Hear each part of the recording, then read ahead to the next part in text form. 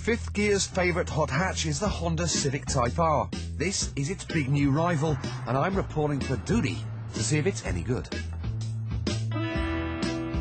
The Volkswagen Golf GTI. Unfortunately, it's heavier than the Civic. It's slower than the Civic, and at £20,000, it's £4 more than the Civic. So why oh why would you buy one? Saw you on the swings, you were looking at the sky. Turned around and told me there's a reason why. Now, I love the Civic Type R's engine, so long as you're revving it. It's got to be driven hard. You've got to be above 6,500 revs to get the power from it, and then it's fantastic.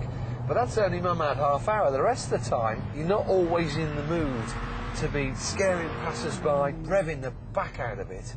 And this is where the Golf is great. It's a turbocharged 2-litre engine. That basically means is you get much more power low down, so you don't have to be revving it all the time. Of course, if you do, it's still got loads of power, but even in third gear, fourth gear, at low revs, it's got plenty of poke. But the thing that's impressed me most is the optional direct shift gearbox, or DSG. It's a beautiful system and definitely the future of changing gear. Why on earth manufacturers like Ferrari and Aston Martin, who make these trick fancy Formula 1 gearboxes, can't make something like this? It defies logic. It's a manual gearbox, but it's got 2 clutches. So the first, third and fifth have got a clutch on their own.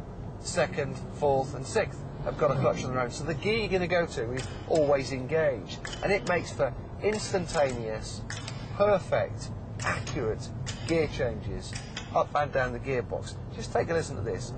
We'll knock down to second. We'll give it some poke. And then I'll change up. It's just perfect. For me, this is the biggest step forward in gearbox technology I've ever driven. It is fabulous. DSG, what's it going to cost you? Well, £1,300.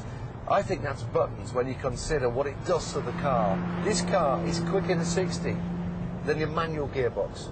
So the DSG makes for quicker changes, gets you places faster. We like that.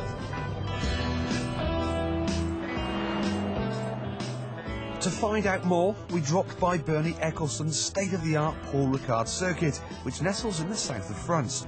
Here, tyre walls and gravel traps have been replaced by high-grip paint, making it a blueprint for tracks of the future.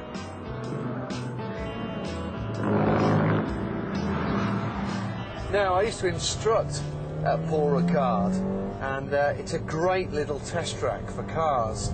Particularly this section is there's a quick right-left. And what we're doing, nearly 100 mile an hour here. One of the nicest parts about this new Golf GTI is the steering. Really nice weighting, get lots of feedback, car goes exactly where you want it to. Now, of course, driving road cars on circuits is not an ideal thing to do. You can always pick fault with them. But I have to say, I'm really enjoying this new Golf. It's not like the old one. The old one was a bit too safe, a bit too wallowy, a bit dull, dare I say.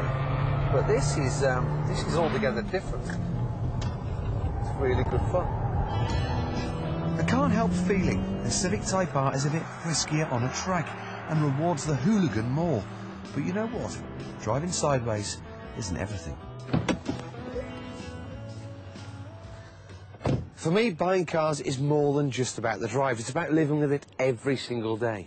And I have to say, the Golf is a great place to be. The finish is fantastic, the fit, it's a place you want to be.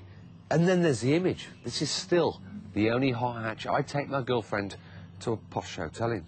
But the big question is, should you buy one over the Civic Type R? You bet you should.